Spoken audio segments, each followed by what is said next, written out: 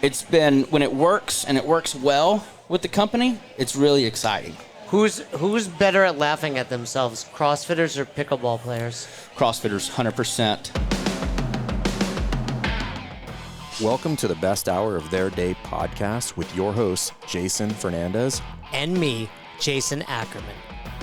With more than 20 years in the business, As both coaches and affiliate owners, our passion is to help create world-class affiliates and coaches by building better boxes. Welcome to The best hour of your day. We're here with Evan Slaughter, Fit2Serve. Live. I got kind of turned on to your stuff, the algorithm last year. It was probably before the games last year, and I remember seeing you and meeting you. But you put the funniest stuff out on the internet. The funniest I stuff. appreciate it, man. Really, like you, if I weren't doing this right now, I'll tell you what I'd be doing. I'd be a comedian. Okay. Right? So I appreciate other people's humor, and like I think comedians are one of the few careers that they express like, hey, you're good at this. Right. Like they appreciate. Yeah. So I want to just tell you, like, I think the stuff you put out there was really funny. Thank you. You're in the CrossFit space. You've grown tremendously in the last year. Yeah, it's been wild. It has. It's grown fast, man. I was just thinking about being at CrossFit Games last year and compared to now, and like looking back, and the fact that I'm still doing this and it's still moving along and growing the way it is it blows my mind. How many chains are you wearing today? 3. I'm triple chained. Why are you triple chained? What is this all about? I don't know, man. I just started. I have a chain buying problem. Are you really? No, it's I don't know. It's just my vibe, I guess. I put added this black one. I was like, I can't not wear the black one with the other gold. Well, I know you had just mentioned you were on a couple other podcasts. Yeah. But one thing that I wanted to chat with you about is over the last year, you've really made a tremendous physical transformation. Yeah. I see you posting about Get Blokes. Yep. Is that one of your sponsors? Yeah. And what is that? So Blokes is like men's comprehensive health. They have a female side too called Joy, Joi. Basically, you get your blood work done, and then you see what, look at a bunch of different biomarkers. My testosterone was super low last year, man. I was 85, 90 pounds overweight. I was, A1C in the type 2 diabetic range. So after I got my blood tested and started realizing, like, hey, I need to do some things to change, like help speed this along a little bit, and then combined with better nutrition and exercise, obviously. 9 months later, not even in the pre-diabetic range for A1C anymore. Testosterone's optimized, lost 85 pounds since the last 85 pounds? Yeah, I'll have to show you a photo later. Me at the CrossFit Games 2023 versus now, it's crazy. My goal is about 25 more pounds. So, I lost maybe 30 pounds last year. Okay. And I trained jiu-jitsu, and I was trying to explain to some of those guys, I was like, you don't understand what it feels like. Yeah. What does it feel like? 85 pounds, you lost on me. And it's happened kind of at a pace that I would consider pretty good. 9 months. Could happen a little faster, could happen a little slower, but 9 months is a good steady pace of weight loss. It's definitely been faster recently. But man, the example that you always hear, right, is like go pick up a 85-pound dumbbell and hold an 85-pound dumbbell, and then imagine, you losing that amount of weight and not carrying that around again. It's life-changing. And you post a lot for like the single moms out there. Has it helped? Has it helped date any single moms? It's actually hurt no, I'm just kidding. Yeah, for sure, dude. It's funny because, when I was doing all the funny single mom thirst trap stuff, like comedic thirst trap, like shirt off, just bigger dude, recently when I've continued to do those style videos, the comments are, this isn't funny anymore. It's just sexy. And I was like, I guess that's when I got to take a different approach with the comedic thirst trap stuff. I always envision you kind of setting up the camera and you're like, all right, this is where my balls are going to be. But is it actually Louis that's zooming in on your balls? Yeah, a lot of times it is. And, that's why Louis and I work so well together, because he knows how to get those shots better than anybody. So, How did you meet Louis? RX Mark here. He was working with RX Mark here, videographer. You hired him and from Dave? You I stole stole him it. from Dave? No. He actually ended up doing something else and works some family construction business, but he's so talented at camera work and everything. It's just always been a good fit and fun to walk around in. So is he like when you check out any of your stuff, is it usually Louis' camera work out there? Sometimes, yeah. A lot of stuff, yeah. But since Louis lives in San Diego, I live in, Nashville. The times we can get together are few and far between, but when we do, we capture a lot of good footage like this. So. I get asked all the time, what gym software should a gym owner use? And the short answer is, I don't care. What I care about is the companies like PushPress design software that helps gym owners run better businesses. So if you're working with a software company, you're not happy, and you don't know what to do with the information that software gives you every single day, check out PushPress. They've got built-in systems like the 180-day journey that we helped them build inside of PushPress Grow that will help you interact with your clients at a better clip in order to improve your retention. So if that's something you're interested, reach out to those guys at PushPress and help you run a better box today. So you were in the military. How many years were you in the Army? 4.5. That's not too long ago. Not too long ago, deployed 2011, 2012 to Afghanistan, and then got out of the Army in 2014. So you get out in 2014. Yeah. How do you pack on those 85 pounds? I'm assuming when you were in the military. Stopped doing drugs, and that was hard because I was a big opiate addict, man. I was bad on opiates. I was injured in combat. I was, just life consumed with opiate abuse.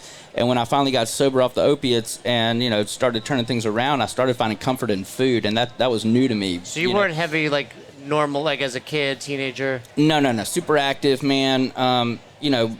Active in the military, Army infantry, good runner, Special Forces selection, long-range surveillance unit. Like I was coming, I did a lot. Badass. Good deployment, and so no, it was just a kind of, I've always been stout, but this was different. When I started packing on that weight, it was literally like I had removed the opiates from my life and realized how that, you can find a clutch in anything, right? So like food really kind of became that for me, it's just starting to have really unhealthy eating habits and just not prioritizing exercise. And it was right around the time I started doing content. So I was like pouring into the content and neglecting all these other things in my life. But one of the things I like to point out about that is, dude, like thinking about it and looking at it, when I was, this time last year, heaviest I've ever been, I was the happiest. My mental health was good and healthy. I was in a place where I was loving myself. And that came from just a lot of progress and working and getting off the opiates and learning how to love myself. So it was really a beautiful thing because through the weight gain, like I didn't let my physical appearance affect how I felt up here. And that translated for me into making improvements on my physical health, if that makes sense. Yeah, that makes total sense. Can we talk about opiates? Yeah. I don't know much about it. So when was your first experience with that? So really, my dad had addiction issues. He's sober now. He went to rehab and everything. I was probably 18 whenever he went to rehab. So it was in my family. But for me, because I still drink alcohol and, that's never been a problem. It's just been the opiates. So for me, college age, 2021 is when I first started recreationally experimenting with opiates. It was real popular at that year and time. Oxycontin was big then, OCs, and so I had gotten into it then and then was able to get off of it and then go into the Army and all blah, blah, blah, and then get injured in combat. And then what do they prescribe, right? They prescribe opiates. And they prescribed, when I got back from Afghanistan, they went to pain management. I was on some really heavy opioids. And that's when it hooked me back in. And so, when do you recognize, this is a problem? When you're not using it as prescribed, you're running out early, you're taking it way too often, and you can totally tell, like it's when the consequences start, it becomes just consequences, right? There's no more benefit to it. It's just negative consequences. And I think for me, that was like, all right, something's got to change. And what was that change? I went to a 3-month rehab program. Like checked in. Yeah. So and by the advice of friends, started doing content. Oh, yeah. And 2021 is when this was. And so I've been off the opiates for about 3 years, a little over 3 years. Good job. Thank you. And Yeah, advice of friends saying, hey, man, I think you need to do something about this. We got somewhere you can go. And I'd listened, and I'm glad I did because it was the best thing I could have done. What makes you feel like you were in the position? Because you see so many people that's like, no, I'm good. What put you in the position where like, I'm listening, like there is something wrong? Yeah, it was definitely just kind of when you start to have those negative consequences, right? Loss of job. I lost a job. I was going through a divorce from it. You know, I was causing me to be super dishonest in my life, and just nothing was real. You know, that's probably the biggest benefit that's come from turning that around and getting off of that. Is now I feel like I'm authentic. I'm honest. I'm me. I'm actually living and enjoying life again, doing what I love, doing stuff like this. And so it's just been a total, you know, when that's not happening and you're not operating in that space, you recognize it and you know something's up. And I knew the first thing that had to go was the opiates. Well, congrats. Thank you. So you go through your rehab and you finish, and now 3 years later you're essentially a comedic influencer. Would that be a good? I like that. Yeah, we can use that. I mean, like you're that. funny, but I see you're like with Get Blokes, with Ice Barrel, with so many, with Buttery Bros. Like there's so much content out there.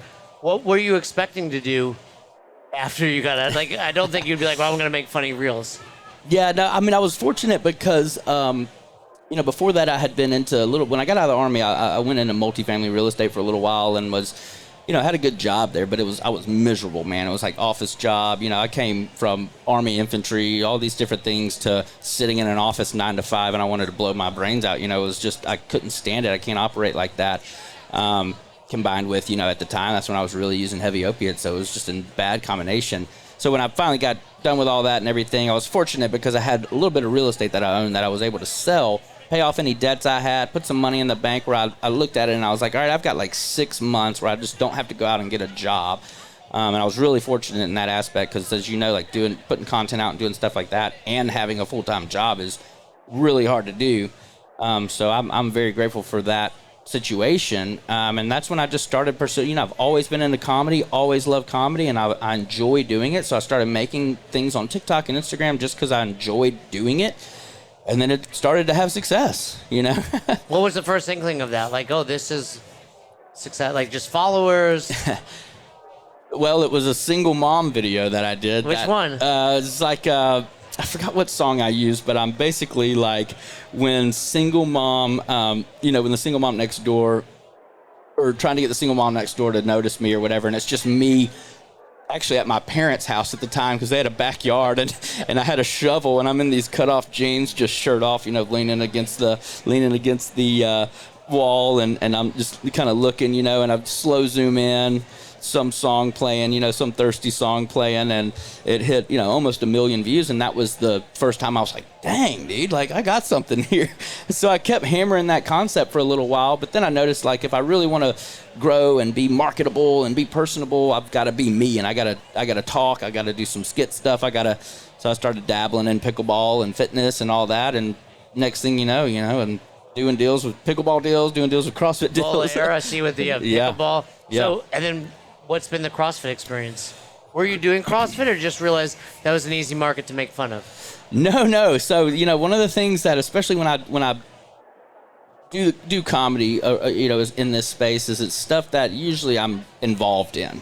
So at the time, I was starting to work on wanting to get back in shape. You know, I still, when I started content, I still definitely had a time where I was gaining weight. You know what I mean?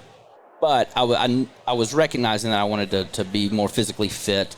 And my brother had started doing CrossFit out of Hendersonville, Tennessee, at CrossFit Hendersonville. Oh, yeah, we know them well. We've been there. Yeah, big, it's a great You've been gym. there, that big open space. Yeah. It's awesome.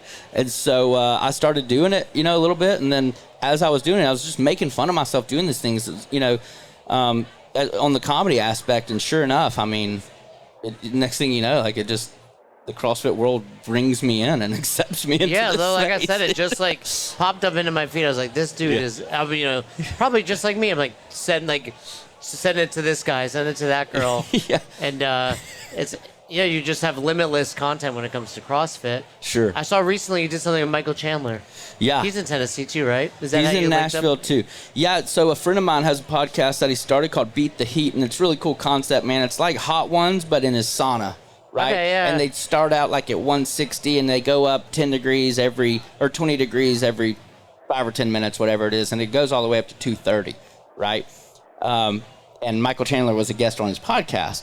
And so I wanted just to go over there and hang out and meet Mike and then have an opportunity to shoot something with him. And I did and pitched it to him. And he was all about it, and he was just the coolest, nicest dude. And it was funny, like I pitched him on the idea that I was going to do because I tied in CrossFit to that. Yeah, it was good. But I'll tell you what, man, in that first scene when I'm like, all right, act like you're going to punch me. And he's overhand right, and that face and I was like, I got a little taste of what that looks like on the other side, and I was like, that's all I want. And you snapped him in the balls with the yeah, rubber and band. then I burpee uppercutted him, and It was good. It was good. I was like, oh, that's really cool that you got to hang out and film some content with Michael Chandler. Yeah, the guy supposed to be fighting Conor McGregor, right? And I'm mixing it up with him in the garage at my friend's house. It's true, and hopefully that happens. I think it will. Yeah, it sounds promising. Yeah. So, talk me through these days. What's your day-to-day routine when it comes to content? Because it's not as simple as I have an idea. You must at this point be storyboarding, brainstorming, writing. Yeah. What's that like? It's so crazy, man, and I've been, I guess, fortunate because I really enjoy creating like this and marketing it. Like influencer marketing or social media marketing there's a science to it, and no deal looks the same. And I've learned that, and I really had to grind and put an effort to understand that and value things differently because you've got some big name brands that'll, they know exactly what they want. It comes with a content brief. It comes with all this stuff. It comes with a marketing agency that's working with the company to blah, blah, blah. So it's that's one way one deal works. But for me, the stuff I like most is brands that just are, hey man, love your stuff, go do you, do you and use our product however you feel like you need to use your product because that's how I like to do it. I want to bring people in on the comedy aspect and obviously I got to make money doing it, so I try to figure out a cool way to market that while still making something funny that's watchable and shareable and engageable. I would assume the pickleball stuff, they've given you a little more freedom to Yeah, 100%. So you can tell by the stuff you're putting out there. It's I got an idea. Yeah. And I'm going to do this. Yeah. And Valaire's cool to work with for that reason because they're just, tell me nothing, just let me go out and create. It must help depending on where you're coming into the company, right? For sure. Valaire, I'm not a massive pickleball advocate, but I play a little. But I would imagine they were a smaller company when you started, and then you've helped them grow. They've seen you grow. Yeah. And it's just... Yeah, they just hit 10,000 followers, man. It was a big deal. That's big for a pickleball paddle company in that space. Real authentic, organic, had several videos. One video I did for them, 12.5 million views.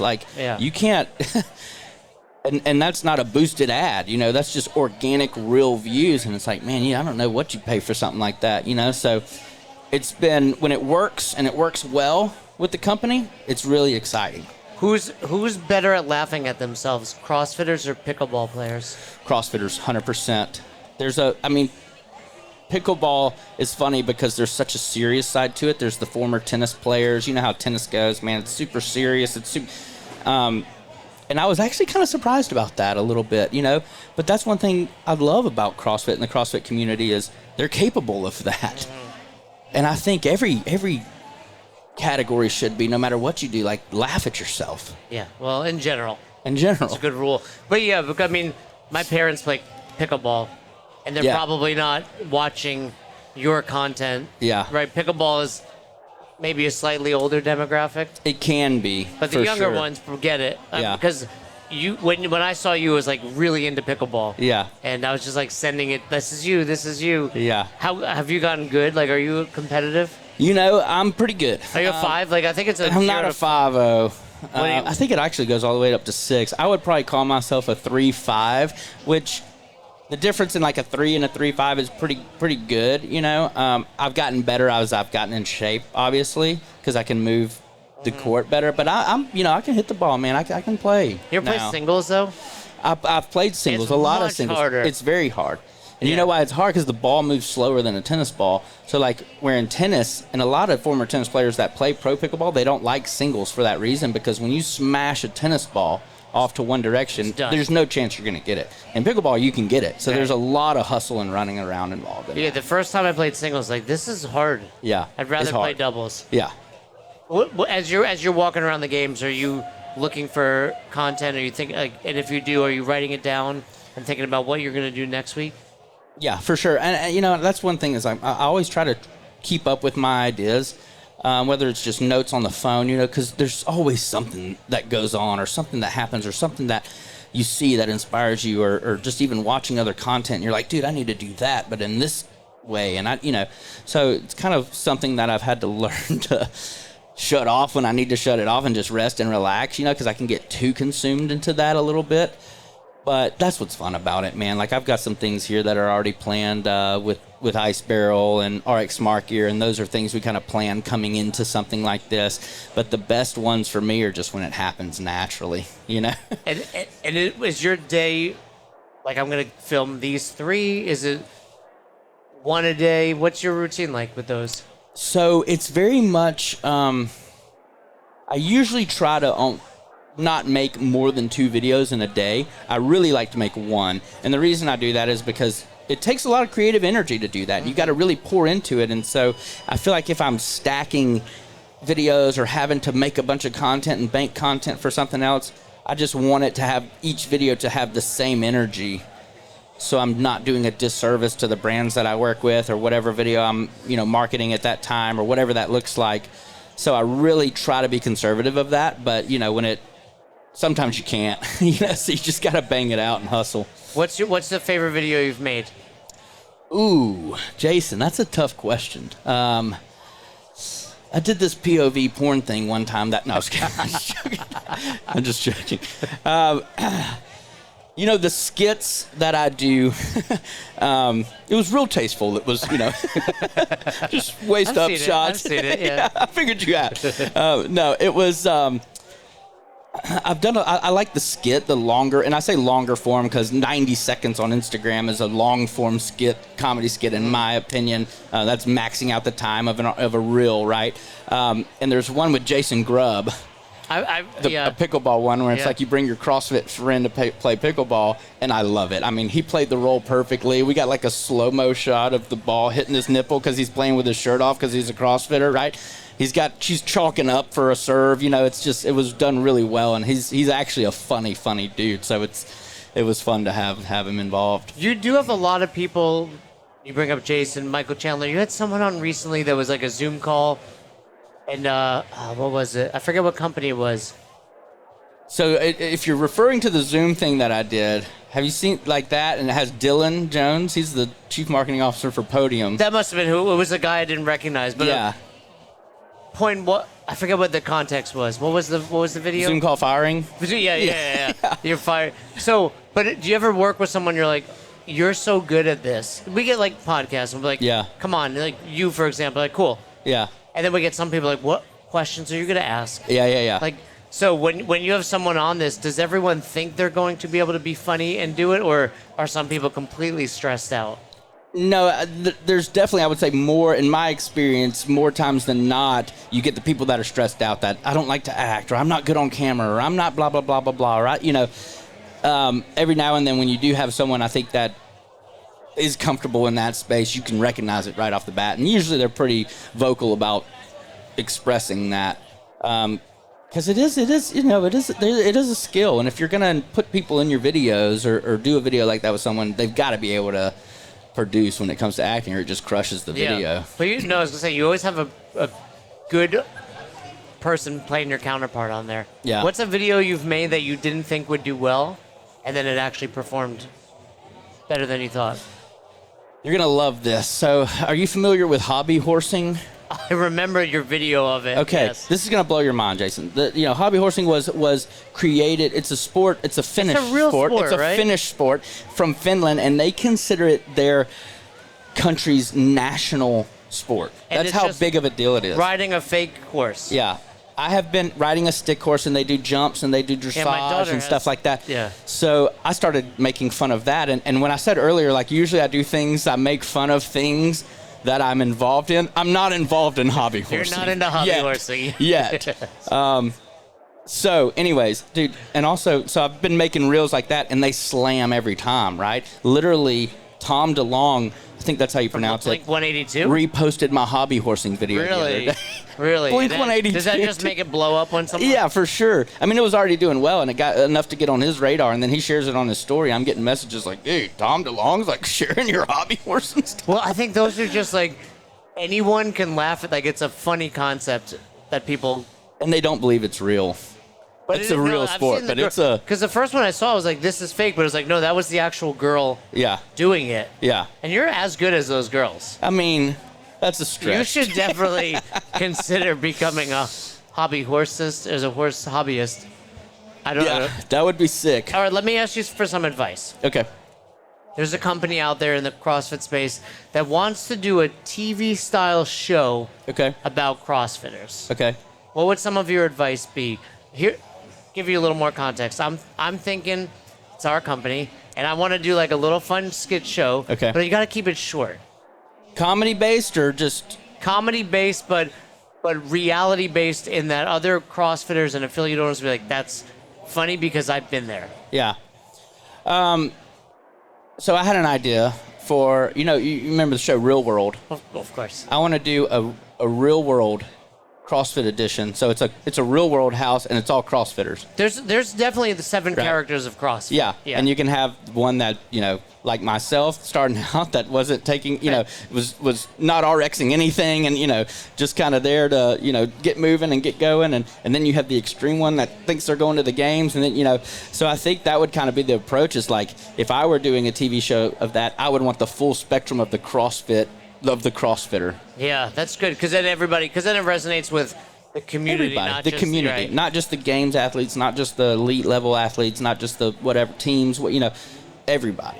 It's interesting because we have a guy on the team who's like what I would refer to as like the douchey CrossFitter. Yeah, yeah. He like once cleaned like 185, slammed it down at CrossFit Mayhem. Rich Froding made fun of him on his podcast. That's that guy right there. Nice. But every box has that. I would slam guy, 185. Right? That feels, was it 185? That feels right. Was it 165? Was it? 350. Oh, it was a deadlift. It was a deadlift then. It was not a clean, but yeah, he's every box has that guy where it's like, look at me, Yeah. I just deadlifted a girl weight, right? But I feel good about it. Wham! So we'll include that guy in there. What would be the I appreciate it. Thank you. the 7 character? What would be the 7? You got the guy that thinks he's a competitor, the guy that's not doing the right thing. Yeah, you've got let's you have a games athlete, right? An actual Elite level. game. Yeah. Okay. Games athlete, right? You have the one that thinks they're going to go to the douche- games that's that the douchey never guy, will. yeah. You've got the mom, right? Ooh. The CrossFit mom. You've got the CrossFit Masters athlete. You've got the CrossFit teen, maybe. You've got, What about like a rep shaver? Like a rep shaver in there? Like the guy who cheats at CrossFit? Yeah, Reb Shaven. The guy that cheats, the guy that never actually finishes a workout, the guy that never actually does a workout. Hey, I know that guy. Rod. That's my motivation for everything right there. He's Rod. great too. He's great too. You guys have done some good stuff together. He's fit though. He's fit. Very fit. Yeah. Affiliate owners, if you want to grow revenue, what you need to understand is impact first. Offering the best classes and changing people's lives is how you get the revenue that you are searching for inside of the affiliate. And that starts with running fantastic classes here inside of the box. If that is something that you are looking for, we've got world-class coaches that are going to help you do that and help you run a better box. Everything from the coaching on the floor to the systems on the back end, we're going to cover it all. Book a call. We'll see you guys on the inside.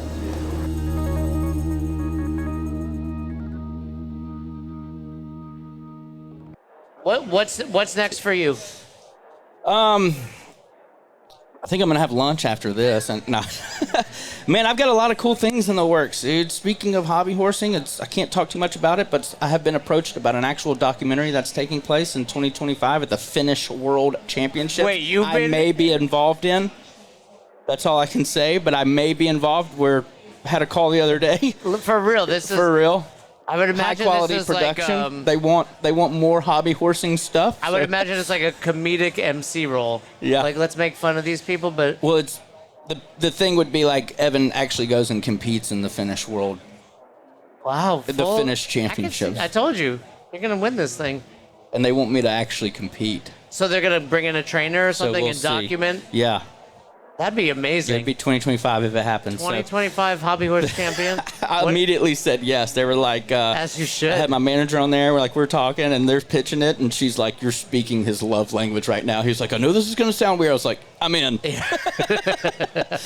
So there's that, man. But yeah, dude, I'm just grinding, man. I'm really pouring in more to the fitness aspect of this too, because I have had a lot of success from this. And one of the things that I don't want to do is do a disservice to the audience that I do have by not talking about that, because I get anytime I post something now that shows, and I hadn't even been really doing it on purpose. I mean, I started to a little bit now, kind of pouring into that and testing some things out. But when I do post physical changes, or me with my shirt off now working out, and people that have been along this ride for a while and know where I was at and where I'm at now, dude, my messages are flooded with questions. You know, they want to know about plugs. They want to know what I'm doing. They want to know how I eat. They want to know how I'm working out.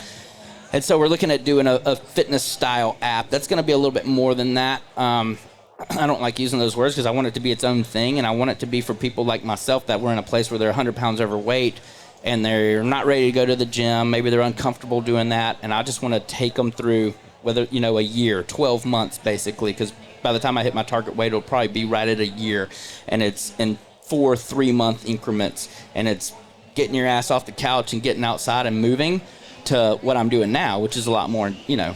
What are you doing CrossFit now? Yeah, I came here from a CrossFit workout. Where do you go back home? H-Dub Athletics in Nashville. And it's standard just CrossFit style workouts every day? Yeah, CrossFit, functional fitness, kind of.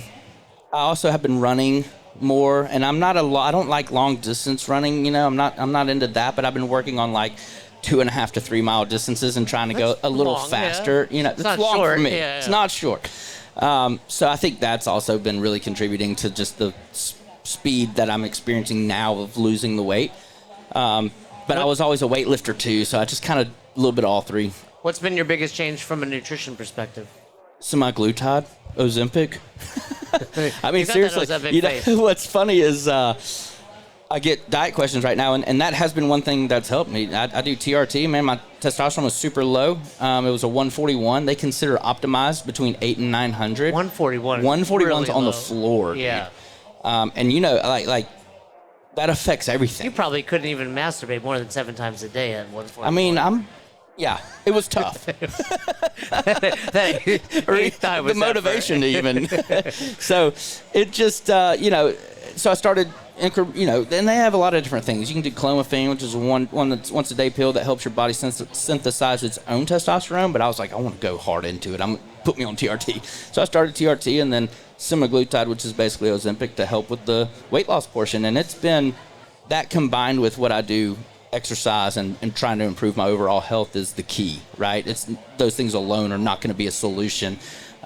They've got to be in conjunction with you busting your ass at the gym and making those changes and working hard, and that's what I've been doing.